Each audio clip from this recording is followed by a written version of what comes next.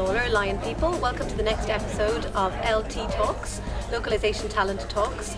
We're here in Santa Clara today at Localization World and our guest is Renato Beninato. Renato, how are you? Very good, how are you, Anne? Great, thank you. Thanks for having me. No problem. So Renato, tell us a little bit, you're an industry veteran, you've been in this industry for 25 years, you've been at executive level for many companies, heading up sales and marketing. Tell us a little bit about how you got started and some of the milestones along the way. Interesting story, as they usually say. Seems to be the mantra, how we start telling stories in this industry. As most people in the language industry, I came into the industry by chance. I mean, my training is in business economics. I studied economics.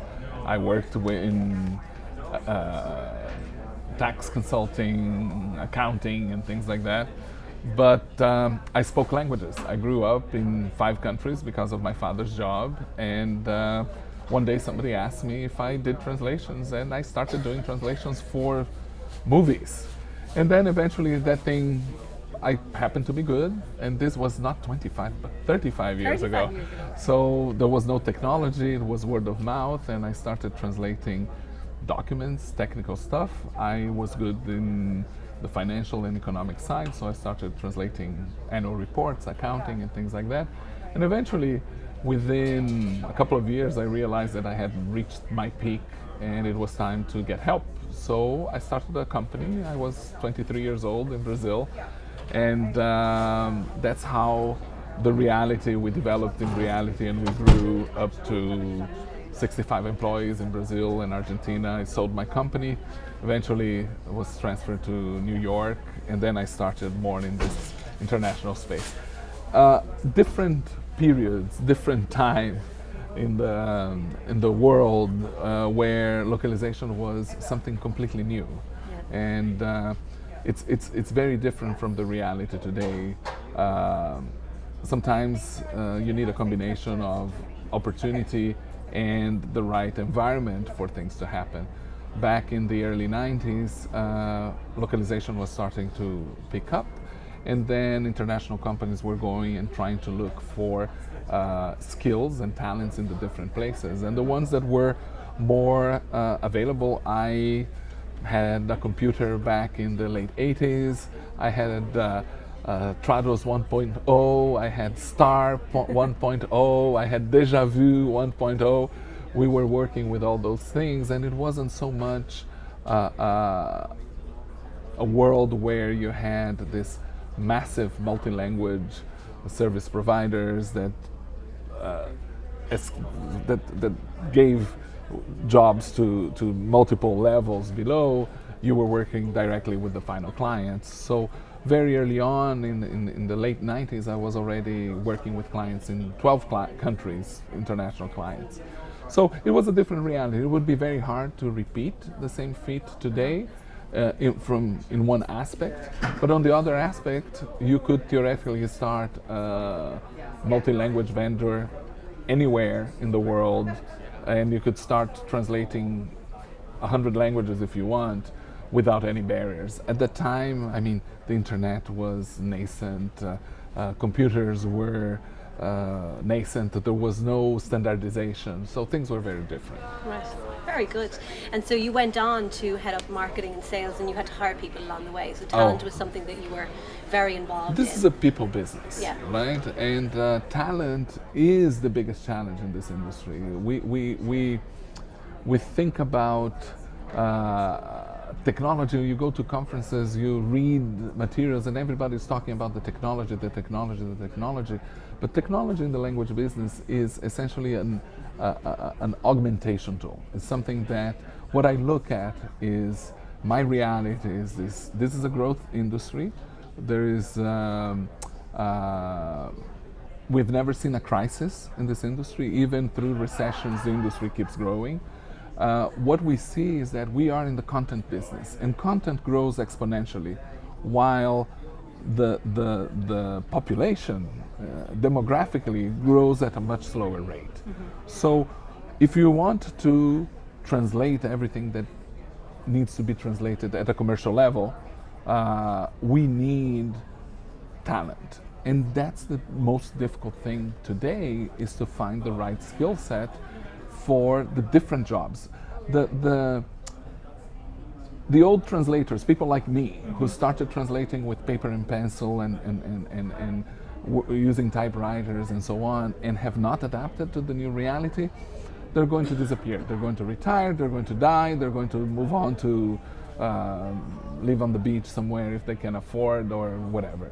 But these new generations are going to have different skills. And what we need are people with certain skills that are not technical skills. They are intelligence skills, the capacity to work collaboratively, the capacity to empathize and understand client needs, the capacity to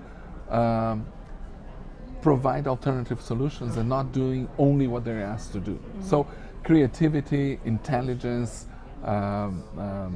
flexibility are the traits that a professional in the language industry needs today.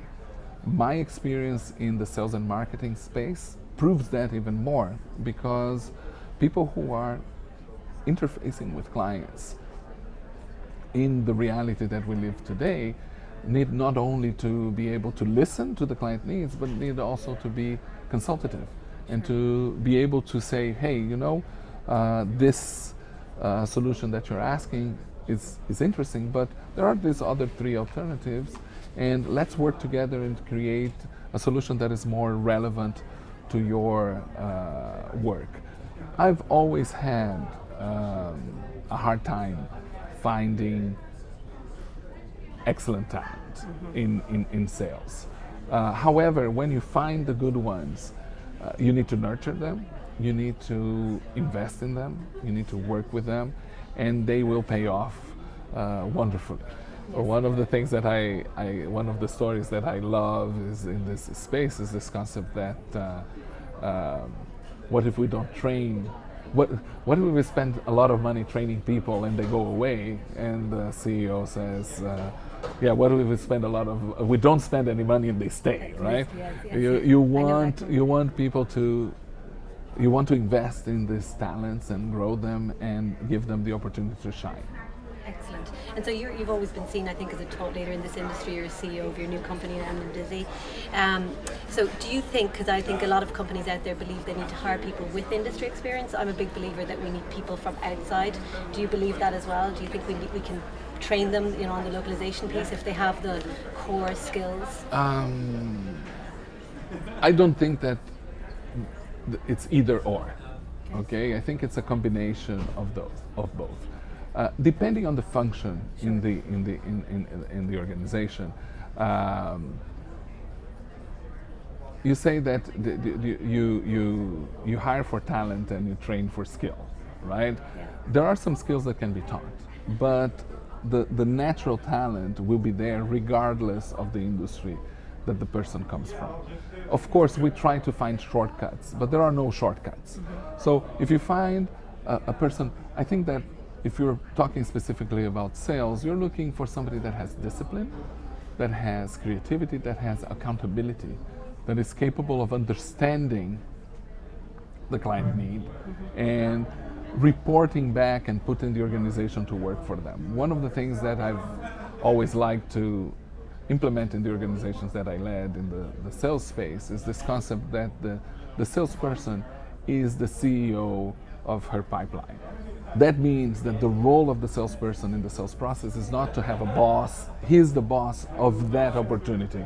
So that salesperson, he or she, will be navigating the opportunity through completion and using resources from all the organizations. So there are parts of the sales process where you need supports from operation. There are parts of the sales process where you need support from project management and technology, and usually at the closing phase you will need support from senior management or the owner of the company to help you deliver that trust and closing. So sales is a process, sales is not magic, and one of the things in my experience, I do a lot of consulting, and part of the work that I do now at MIMS Insight is working with LSPs that want to grow their business, and usually the challenge that I see is that people who don't have experience in sales, which is my case. I mean, I became the VP of Sales of Berlitz in 1999,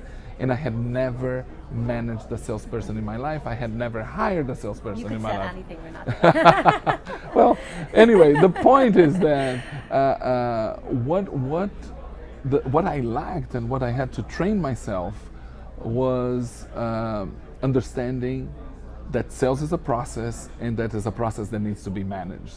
So if you're a translator, if you're a finance guy, if you're a project manager, if you're an engineer, you're not going to look at the sales process the way that it is. You're going to think that it's magic, right? Oh, you just hire a salesperson and your sales go up. Right. No, there's a lot of effort that goes on. It takes time. It's an investment. If you want to grow your business, you can invest in technology, you can invest in productivity, you can hire more people, but you need to invest time in the salespeople to make your business grow.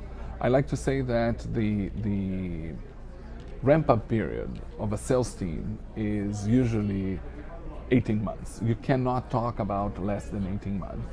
And something that you'll probably like to hear, and I don't know if you've heard me say this before, I don't believe in silver bullets. I don't believe in hiring one salesperson. I'm from Brazil, and in Portuguese we have an expression that is quem tem não tem nenhum, which means if you have one, you have none. So I'm a big proponent of hiring teams, classes. I call them classes because I train them. So everywhere that I go, I will hire 3 to 5 salespeople at the same time, train them at the same time, manage them at the same time, and create. Why do I do that? Because you don't know if that one hire that you made is going to be the right person. And maybe it's going to take you 6 months to a year to find out that that person was not a fit. What happened during that time? You lost 6 months to a year. Sure. And if you hire more people, you balance that risk. And you have, if one goes away, or if another one has other skills that you didn't think and can be used in other parts of the company, you're left with 3 that can continue with your sales strategy. So use your recruiter to hire a class. Good advice, Renato. Renato Beninato, thank you so much for taking your time out of your busy conference to join us today. My pleasure. Thank you so Great, much. Great. You've been watching Localization Talks, LT Talks. Let's keep the talent conversation going. Please watch out for more episodes here at Lockworld and other conferences across the globe. If you'd like to learn more, participate in the conversation, please go to our LT Talks page. Please like, share and tweet so that we can raise awareness for the wonderful careers that people have within the localization industry. I'm Annette Lawler. Thank you for watching.